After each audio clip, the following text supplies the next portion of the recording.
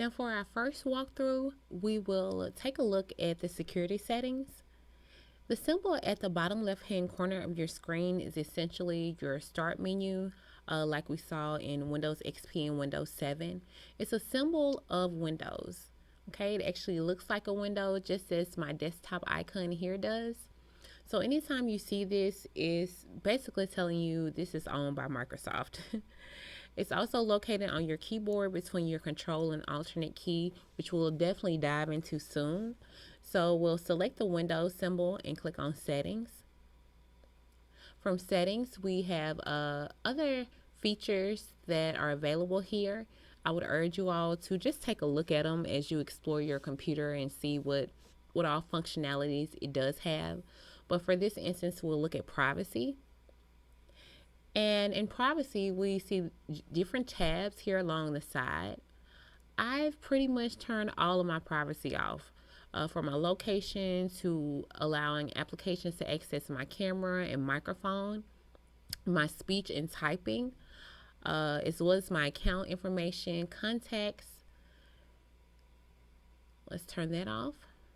And these are Windows apps that can access this information. So we're going to turn most of these off here. Now, when we get back to feedback and diagnostics, you're unable to turn off everything, which is something that users have not been happy with Microsoft. Now, the feedback frequency, when Windows should ask for my feedback, usually if your computer freezes up or runs into errors, it can send feedback to Microsoft to help them better get an idea of what's causing it or how to fix it. You can send them feedback on a regular basis. I chose never because I want to keep as much as my information and browsing habits private as possible, which is very difficult in this day and age. Now, diagnostic and usage data, we can send your device data to Microsoft. As you see here, you have full, enhanced, and basic. So we're unable to cut this feature off. So we'll leave it minimized at basic and also background applications. So these shows different applications that run on your computer and that are continuously running in the background, which is my alarm and clock. I don't even use that for my computer. So the most things that you don't use, just turn it off. How to get Office, I already have it.